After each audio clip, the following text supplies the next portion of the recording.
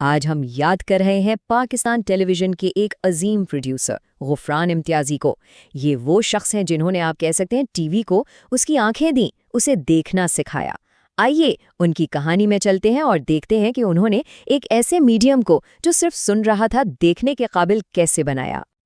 ذرا سوچئے، ایک ایسا وقت جب ٹی وی تو نیا نیا آ گیا تھا، لیکن اس کی روح، اس کا دل ابھی تک ریڈیو میں اٹکا ہوا تھا۔ ڈرامے بن رہے تھے، پیش ہو رہے تھے، لیکن عجیب بات یہ تھی کہ ٹی وی جو کہ دیکھنے کی چیز ہے، اس پر ڈرامے سنائے جا رہے تھے۔ اور بس یہی وہ چیلنج تھا جہاں سے ہماری آج کی کہانی شروع ہوتی ہے۔ تو بات ہے 70 کی دہائی کے ٹی وی کی، پی ٹی وی کا سنہرا دور۔ اس وقت پاکستان میں ٹی وی کا مطلب صرف اور صرف ایک ہی نام تھا، پی ٹی وی۔ اور پی ٹی وی سمجھ لیں ایک قلعہ تھا، ایک ایسا قلعہ جس میں داخل ہونا کسی بھی نئے لکھاری کے لیے ایک بہت ہی بڑا چیلنج تھا۔ اس کہانی کے جو راوی ہیں وہ خود ایک نئے پلے رائٹ تھے، کوشش کر رہے تھے اپنی جگہ بنانے کی، اور ان کے لیے حالات واقعی مشکل تھے۔ دیکھیں، ملک میں ٹی وی چینل ہی ایک تھا، اور لاہور کے جو بڑے پروڈیوسرز تھے ان تک پہنچنا لگ بھگ ناممکن تھا۔ ہاں، ان کا ایک ڈرامہ آخری خواب راولپنڈی سے آن ایئر ہو چکا تھا، لیکن اصل منزل لاہور ابھی بہت دور تھی۔ اور پھر آتی ہے وہ اہم ملاقات جسے راوی نے بارش کا پہلا قطرہ کہا ہے۔ یہی وہ لمحہ تھا جب سب کچھ بدلنے والا تھا، جب ان کی ملاقات ہوئی غفران امتیازی سے۔ وہ کہتے ہیں وہ بارش کا پہلا قطرہ ثابت ہوئے۔ کتنی خوبصورت بات ہے! یہ صرف تعریف نہیں ہے، یہ ایک بہت گہرا میٹافر ہے۔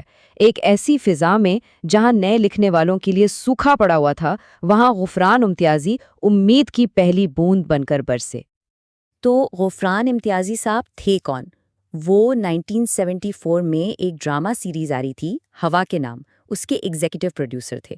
اور یہی وہ پروجیکٹ تھا، یہی وہ پہلا موقع تھا جب ہمارے راوی کو ان کے ساتھ یعنی کسی پروڈیوسر کے ساتھ ڈائریکٹ کام کرنے کا موقع ملا، اور بس یہاں سے اصل تبدیلی شروع ہوئی۔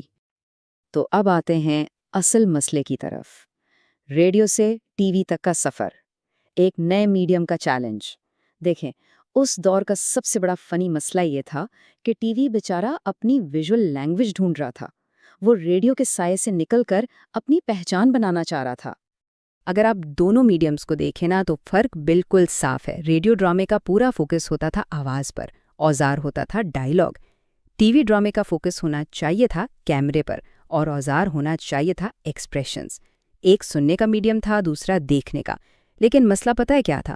مسئلہ یہ تھا کہ لوگ ٹی وی کے کیمرے کو بس ایک مہنگا سا مائکروفون سمجھ رہے تھے جس کا کام صرف آوازیں ریکارڈ کرنا ہے، بس۔ اور بات صرف پروڈیوسرز کی نہیں تھی، ایکٹرز کا بھی یہی حال تھا۔ زیادہ تر اداکار ریڈیو کے وائس ایکٹر تھے، آواز کے اتار چڑھاؤ کے ماہر، لیکن کیمرے کے سامنے چہرے سے، جسم سے اداکاری کرنا یہ ایک بالکل الگ فن تھا، ایک نئی بال گیم تھی جس کے رولز انہیں نہیں آتے تھے۔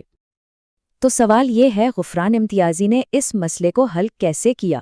یہی ان کا سب سے بڑا سبق تھا، بصری ہنر میں مہارت حاصل کرنا۔ آخر انہوں نے ایسا کیا سکھایا جس نے سب کچھ بدل کر رکھ دیا؟ انہوں نے آ کر سب سے بنیادی، سب سے اہم سوال پوچھا، آخر یہ کیمرہ ہے کس لیے؟ اس کا کردار کیا ہے؟ کیا یہ صرف ڈائیلاگز ریکارڈ کرنے کی مشین ہے، یا اس کا کام کچھ اور ہے، کچھ بڑا ہے؟ اور غفران صاحب کا جواب بالکل کلیئر تھا۔ ان کا فلسفہ 3 سٹیپس پر تھا۔ پہلا، کیمرے کا کام صرف ریکارڈ کرنا نہیں بلکہ لکھی ہوئی کہانی کو آگے بڑھانا ہے۔ دوسرا، سینز کے درمیان ایک لاجک، ایک فلو پیدا کرنا ہے۔ اور تیسرا، یہ دیکھنا ہے کہ ڈائیلاگ صحیح وقت پر اور صحیح طریقے سے استعمال ہو، یعنی پورا فوکس آواز سے ہٹا کر ویژول سٹوری ٹیلنگ پر لے آئیں۔ اور پھر آتی تھی اداکاروں کی ٹریننگ۔ وہ ریہرسلز میں بڑے پیار سے، بڑی خوبصورتی سے سمجھاتے تھے۔ انہیں بتاتے تھے کہ بھائی، ریڈیو والی ٹونز چھوڑو، اسکرین کے لیے ڈائیلاگ ڈیلیوری کی باریکیوں کو سمجھو، اپنے چہرے کے تاثرات کی طاقت کو پہچانو، جسم کی حرکات سے مطلب سمجھاؤ۔ راوی کہتے ہیں کہ جب وہ یہ سب سکھا رہے ہوتے تھے نا تو وہ منظر دیکھنے لائق ہوتا تھا۔ اور یہاں ایک بہت ہی دلچسپ بات ہے، ان کی کامیابی کا ایک راز آپ کہہ لیں۔ غفران صاحب خود ریڈیو سے آئے تھے، اس لیے وہ ایکٹرز کی مشکلات کو، ان کی تکلیف کو بہت اچھی طرح سمجھتے تھے۔ انہیں پتا تھا کہ ایک وائس ایکٹر کو ٹی وی ایکٹر بننے میں کیا ہرڈلز آتی ہیں، اور اسی ہمدردی نے، اسی انڈرسٹینڈنگ نے انہیں ایک بہترین استاد بنا دیا۔ تو یہ تو ہوئی ان کے کام کی بات، لیکن غفران امتیازی صرف ایک پروڈیوسر نہیں تھے، وہ ایک نایاب شخصیت تھے۔ آئیے اب ان کے ہنر کے پیچھے چھپے انسان سے ملتے ہیں۔ راوی انہیں کیسے یاد کرتے ہیں؟ ایک دبلے پتلے درمیانے قد کے انسان، جن کے اطوار، جن کا لہجہ ہمیشہ بہت ہی شائستہ، بہت نرم ہوتا تھا۔ لیکن ان کی شخصیت کا جو سب سے خاص پہلو ہے وہ اس جملے میں ہے، وہ دوسروں کو عزت دے کر خوش ہونے والوں کی اس اقلیت میں سے تھے۔ ذرا اس بات کی گہرائی کو سوچئے۔ راوی کہتے ہیں کہ یہ خوبی آج کے میڈیا میں ڈھونڈنے سے بھی نہیں ملتی، اور شاید یہی بات ان کی یاد کو اور بھی قیمتی بنا دیتی ہے۔ اور یہ پوری کہانی ہمیں آج کے دور کے ایک بہت اہم سوال پر لا کر کھڑا کر دیتی ہے، غفران امتیازی کی لیگیسی کو دیکھتے ہوئے۔ کیا آج کے اس تیز رفتار میڈیا کو ان جیسے استادوں کی ضرورت نہیں؟